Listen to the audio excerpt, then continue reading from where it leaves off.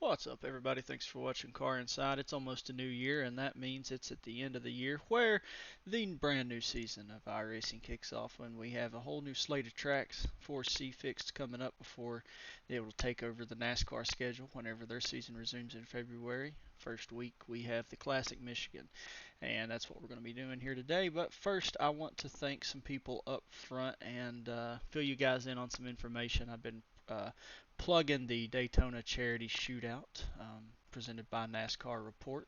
Our good friend RJ puts us in that event last couple of years, and we raced for a really good cause, as you can see here on the screen, racing for our son who overcome RSV and the flu. We didn't expect to make it, and he's nearly 3 years old now. So he's racing to give back to Niswonger's Children's Hospital. I had advertised quite a bit on my channel telling you guys that I was going to have an in-car camera and going to be posting a video like I do all my other races, but that actually did not happen this year. But you can catch the race on Turn 200 right here on YouTube, and I'll post a link in the description down below. I have got to tell you, we probably had some of the biggest, probably the most disastrous thing to ever happen here on Car Inside. Whenever we got ready to do this charity race, I got home, was out all day Christmas shopping with the wife, had a really good day, sat down at the sim, ready to fire it up and log into our lobby to get ready for the charity shootout. And our monitor would not turn on. Could not get the center monitor to turn on, and ended up having to move some stuff around and run single monitor. Everything was just entirely messed up. I was looking straight up overhead at the monitor that I did have, so it was just unnaturally not even in front of my face like I'm used to. Not used to being on a single monitor. I don't know how you guys do it that still run on singles. We used to be there one day. We moved to triples, and now I guess I'm spoiled. Not as good as I thought I was, but we started the race and we qualified in the back seat of the car. The field of view was so far back I could see through the headrest because it was so messed up, and managed to qualify second. I don't know why I qualified seeing that it was like that, but I did just because I got in the car and I took off and started up front. Decided and realized that, hey, we can't run full screen, so we moved our screen and we went to windowed mode. And when I did, that was the start of the race. Well, it zoomed in all the way, so all I was seeing was above the name tag, and I couldn't adjust anything. Couldn't get in the team radio with a couple of teammates that we had that qualified their way in from the night before, Kyle Zittel and another guy from the Venom Truck Series League, Will Salamone. Those guys qualified in along with one other. I think his name's Brett Inskeep. They made the show, won the quote Average Joe's qualifier. So we had a team channel set up with our teammate Kyle Zittel. Couldn't get over there to him because when I went to windowed mode, it put the cursor behind the screen, and I could not get it to click on the screen to change anything. Couldn't change my field of view. Couldn't change radio channels or anything. It was an absolute disaster. I ended up spinning somebody out on lap 5, got a yellow, came down pit road, and finally got the cursor fixed to change my field of view. But I still couldn't get in the team channel, probably maybe about 10 laps to go. But I just want to take the time here to give a very special thanks and give some credit where credit is due. The charity shootout obviously could not happen if it wasn't for Mr. RJ over at NASCAR Report on Instagram. You can go check him out. He's been very versatile in helping me advertise my YouTube channel here, Car Inside, and we run him as our sponsor for our league races thanks to Tommy and Matt at Turn 200 and all that they do here on YouTube. They're getting a new channel. It's just getting started, so be sure to click the link in the description below, and when you do, head on over and hit subscribe on their channel, and be sure to find one of their videos. Find Venom Truck Series League, find the Daytona Charity Shootout. You'll find us racing in those things. Leave a comment and let them know that you've seen them here on Car Inside and that we sent you. That helps me out. I'm trying to help those guys grow. They're really good people, and they've done a lot of good stuff helping promote me and promote RJ and stuff like that. So I'd like to give back to those who give. And a very special thank you to one of our really good friends who was our spotter the other night. one of our best friends, become one of our best friends in the real world through iRacing.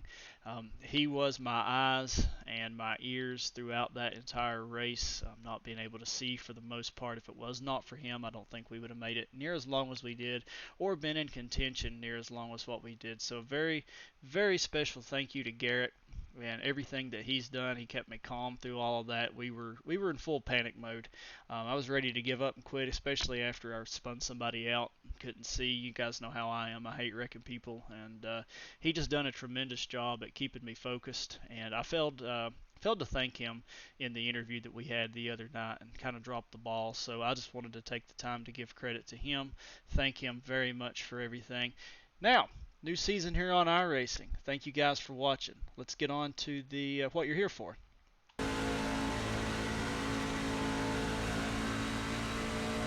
Alright guys, C Fixed is at the classic Michigan International Speedway this week, kicking off the first week here of the new season on iRacing for C Fixed.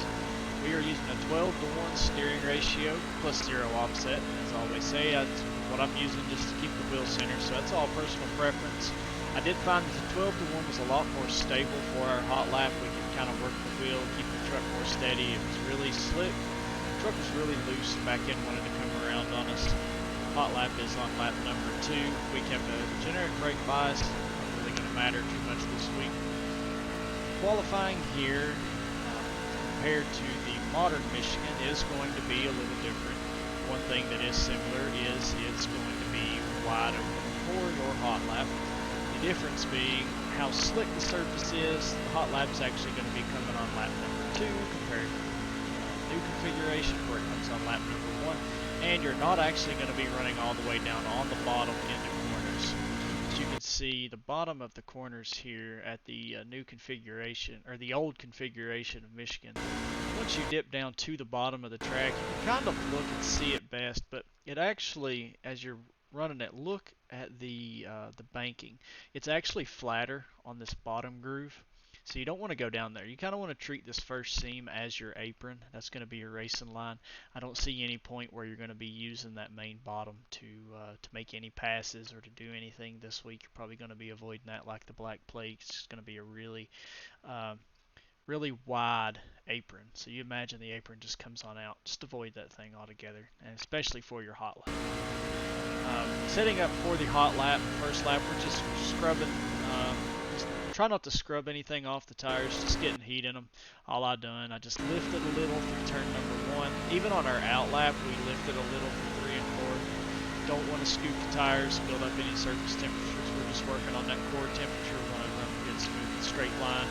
Build up the core temperature, setting up for the hot lap coming through turns 3 and 4. Going to be up next to these, between the 2 top seams here, not all the way up against the wall, but up against this seam here, wide open, stay in it. It is slick. Make sure, one thing, don't try to scrub speed. Don't try to immediately turn left and go down to the bottom, because you will just scrub speed. Stay straight, and when the truck just starts naturally progressing down the banking here, kind of in a straight line, start slowly working the wheel down. It'll kind of go on its own. You don't want to turn the wheel any more than you have to and scrub that speed. These straight lines here at Michigan, long straightaways, that's where you're going to be gaining a lot of your lap time coming out of the corners. That's start finish line. Don't dip below the white line. It is really bumpy, so trying to transition from the apron back up on the track to enter turn number 1. It's going to be too much of a hassle. You're going to lose too much time. I done it successfully without causing the truck to really be disrupted, and I still lost time just because of the bumps that I hit. Just flat out a loss of speed. Working up toward the wall all the way, kind of aiming at this green light here. The point where you're going to be turning in is the safer barrier. So whenever you pass up the green light, start approaching the safer barrier. That's really where you're going to see my wheels start to turn left. Turning left down to this first seam, getting all the way down there as close as you can. Now look here, there's actually a spot in between that first seam and the apron where there's like a little gray line that goes around here. That's about the lowest point you're going to get.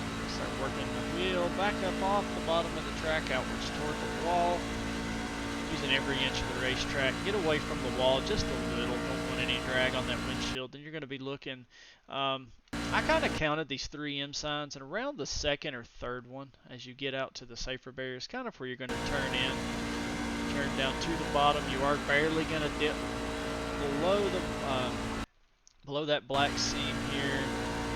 We take a look at it and see we got all 4 tires below that black seam for just a second. By the time you approach this Michigan USA sign, you're going to be coming back up off the bottom. So that's about the lowest point you want to reach. You can see I'm really working the wheel. Keep it about a lane off the wall, and then back down. You don't have to necessarily run the apron here. I did. I actually have another lap. That is a 40.331. I have a 335 and a 338 where I did not dip below the yellow line.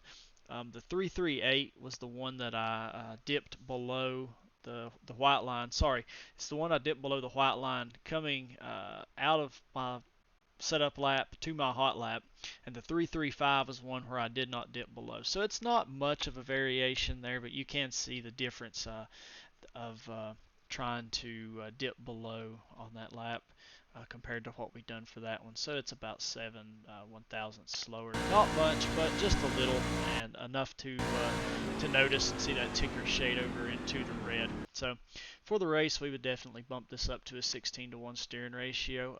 I'll be completely honest, I don't know what to expect this week. I've never ran a race here at the old Michigan configuration other than one wintertime series in the 87 Cup car. That's the only race I have here. So I'm quite intrigued by it. Normally, I'm not a big fan of Michigan. I normally don't like these wide open tracks such as this, but I'm kind of hopeful that as bumpy as it is and as slick as it seems in qualifying, that it may actually race pretty well and actually leave a little bit of the driver's hands to come into play, and not so much of the typical mile and a half to 2 mile ovals that we get here in these trucks. So we'll see how it goes this week. Be sure to leave a comment and give me some feedback. Let me know if this was helpful, and keep me posted throughout the week, and let me know how your week's going, how your races are going. I greatly appreciate all the feedback that I can get, and the number one way that you can help us here on Car Inside is to hit that subscribe button and to hit that like button on this video. I appreciate all the support that you guys give.